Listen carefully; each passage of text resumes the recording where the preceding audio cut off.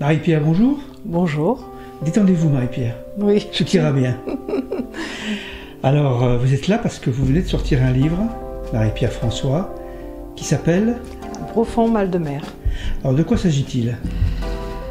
C'est un bouquin qui relate un petit peu l'abandon qui a été très fort dans ma jeunesse et la foi. Alors, parlez-nous de la foi. La foi, c'est quelque chose qui m'a tenue très petite. Je vivais avec ma mère et mon frère qui étaient pas du tout catholiques. Et moi, j'étais dans un club de basket qui était catholique, donc je pratiquais le catéchisme. Et j'étais très accro à la foi, je parlais au bon Dieu sans arrêt. Donc c'est quelque chose qui m'a suivi tout au long de ma vie. Marie-Pierre, vous êtes là? Oui, je suis là. Bon, un peu plus détendu que tout à l'heure. Oui, tout à fait. Alors, ce profond mal de mer, donc, ça raconte quoi exactement? Qu'est-ce qui vous est arrivé dans la vie? Ce qui m'est arrivé, j'ai eu un traumatisme avec ma maman. Je suis arrivée un soir à la maison et il n'y avait plus personne. Donc une maman avec une maison sans dessus-dessous et une maison vide. Voilà. Donc j'en ai compris que j'avais une maman qui était partie, mais qui avait des souffrances psychologiques déjà, qui fait que, je pense qu'elle est partie sous le coup d'un état pas bien.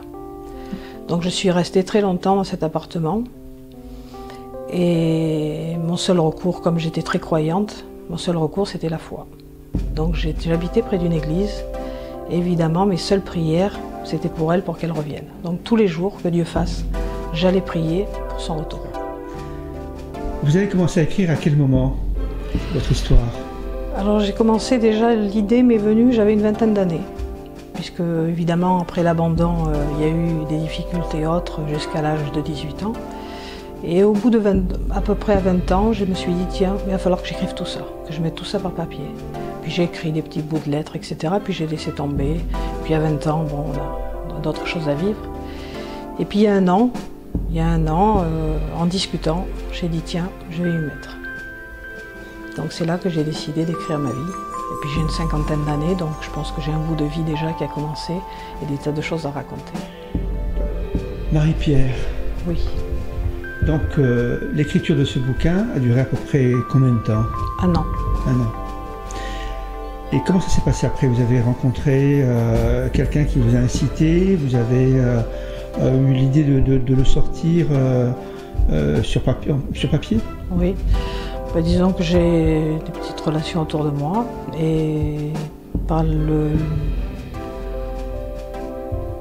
un paroissien de Bazas, en fait, c'est là que j'ai eu les coordonnées d'éditeur. D'accord, donc vous avez édité votre livre avec les éditions Tagada Soin Soin. Tagada Soin Soin, exactement. De Bazas. De Bazas. Je vois qu'effectivement, sur la couverture du livre, vous aviez un pull vert rouge. Vous gardez ce pull vert rouge, des lunettes rouges. Oui. Quelle est vraiment la signification de ce besoin de rouge? Alors oui, c'est vrai, ça m'a toujours... je pense qu'aujourd'hui, je suis toujours en rouge. Alors il y a deux couleurs que j'aime beaucoup, c'est le rouge et le jaune, mais surtout le rouge. Tout simplement parce que j'étais toujours habillée en rouge et en jaune. Et ma mère, ça devait être ses couleurs préférées. Et d'ailleurs, quand j'avais des patins à roulettes, c'était toujours rouge. Quand j'avais un vélo, il était rouge, tout était rouge. Donc écoutez, j'ai été marquée. Je pense que le rouge est bien ferré. Où est-ce qu'on pourra le trouver, donc, ce livre? Alors, c'est moi qui les détiens pour l'instant. Alors, soit de bouche à oreille, de main en main. Après, essayer de participer au salon du livre et de voir avec Tagada Soin Soin leurs conseils qu'ils peuvent me donner à ce niveau-là. On fera ce qu'il faut pour que vous puissiez le vendre, vous puissiez le distribuer un peu partout, car c'est très important. C'est un témoignage de vie. Oui. Donc c'est pas évident de lâcher un peu ce bébé, parce que c'est un peu quelque part votre bébé. Qu'est-ce qui vous a le plus gêné de raconter ou de coucher sur papier votre histoire? Le plus difficile, c'est que j'ai été quelqu'un qui a toujours été discrète sur sa vie. On peut dire que sur mon entourage, 99% ne savent pas mon histoire. Donc là, évidemment, là, ils vont tout savoir. Pour le coup, on passe... Donc, c'est pas plus mal, parce que pour moi, ça a été une certaine délivrance. Et surtout, ça m'a allégé le cœur. Super. Alors, on peut quand même dire quelque chose aux auditeurs, c'est que peut-être le prochain sera sur la cuisine.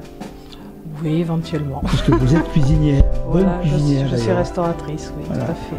Donc, écoutez, si les éditions Tagada de Soins peuvent vous suivre dans cette aventure, cette nouvelle aventure, nous serons là. Avec joie.